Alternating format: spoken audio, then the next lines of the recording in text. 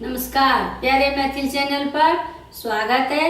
आओ अहाँ सबके हम आइ उसना चाउरक रोटी बनेनाइ देखबै छी बनाकर।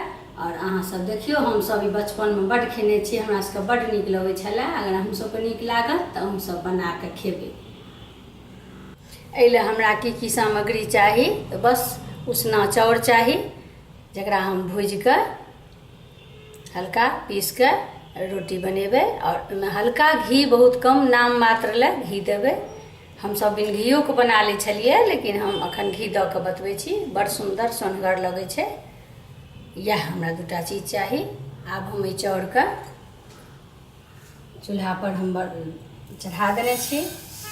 तब एहिमे हल्का भुजबै, भुज्जा जकाँ नहीं, लेकिन कने हल्का कनि कनि के तिलकतै तब बस भऽ गेलै। तकर बाद हम एकरा पाउडर बना लेबै मिक्सी में। एकरा 2 मिनट तक हम भुजलहुँ हँ। आब ई भऽ गेलै, एहने के भूजब, एहिसँ बेसी नहीं, एहिसँ कम नहीं। एहिसँ कम हैत तऽ सोनगर नहीं लागत, बेसी हैत तहन लैस नहीं पकड़त आटा में। भऽ गेलै। आब हम एकरा मिक्सी करब। आब हम ई आटा के पीस लेलहुँ हँ, मिक्सी कऽ लेलहुँ हँ। एहने बारीक पीस लेब। एहिले हम आब हमरा एकरा सानै ले कनि गरम पानि चाही, हल्का गरम, बहुत उबालल नहीं, लेकिन कनि गरम पानि चाही।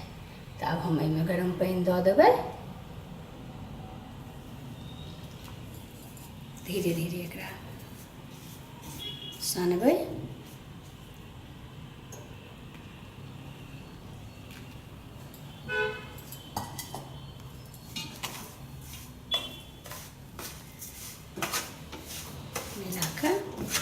तब चढ़ा दै छियै, तब तब गरम होइत रहतै। तब एकरा हम हाथे से मरद के गोला बनाएब। आब हमर सानल भऽ गेल।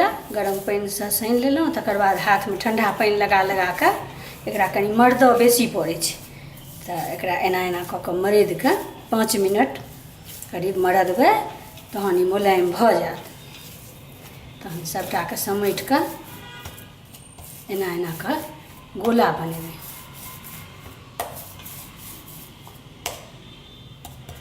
हाथ में पानि लगा के तब के जाँच लेबै कि जे गरम भेलै कि नहीं। अगर छन उठायत तऽ बुझि जइयौ कि भऽ गेल गरम।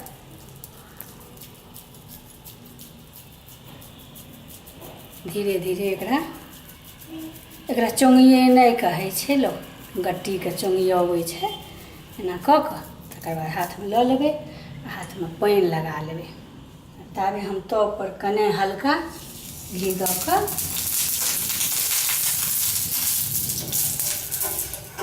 ऐसे उल्टे में सहायता होइ छै, कनि सुंदरो लगै छै।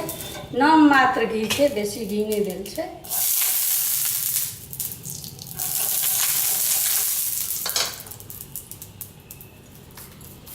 दुनू हाथक सहायता से एना एना धीरे धीरे हाथ में पानि लगा के करबै।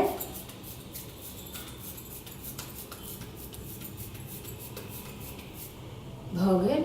रखै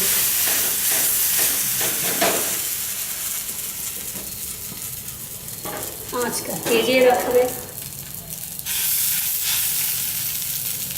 बड़ सुंदर और बड़ सुंदर लगे छै चाउरक रोटी खाय में। अरबा चाउरक रोटी तऽ गुज गुज होइए, लेकिन उसना चाउरक रोटी बड़ खस्ता लगे छै खाय में। पहले तो भोरका नाश्ता यह सब होइ छलै, चाउरक रोटी, मकई रोटी, सतंजा रोटी, खिचड़ी।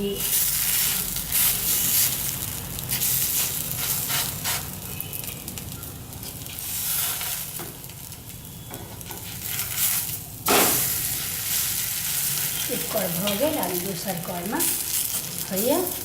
एकरा खूब कर कर कऽ के फिर तेसरो कर उल्टेबै। जेना सोहारी बनैए तहिना तेसरो कर में फेर उल्टा के कर कर कऽ के एकरा सेक लिअ। आ नून तेल भटा दौरी कोनो गिलगर तरकारी संगे खाय में बड़ नीक लगै छै। आ नूनो तेल प्याज मिरचाइ संगे नीक लगै छै। जेना मोन हुए तेना खाओ।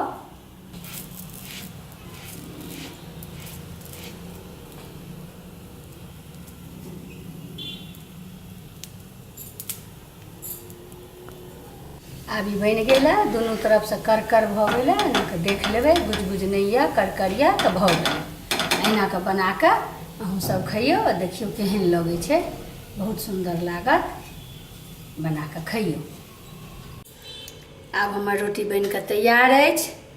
आब खाइ लए हम सजा लेलहुँ हँ। ई नून तेल एहिमे अचार मिरचाइ प्याज सङ्गे तऽ बड़ नीक लगिते छै, जे एहि सङ्गे थल थल तरकारियो सङ्गे ई नीक लागत।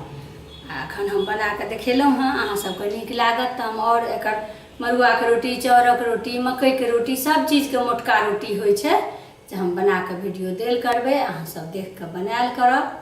धन्यवाद।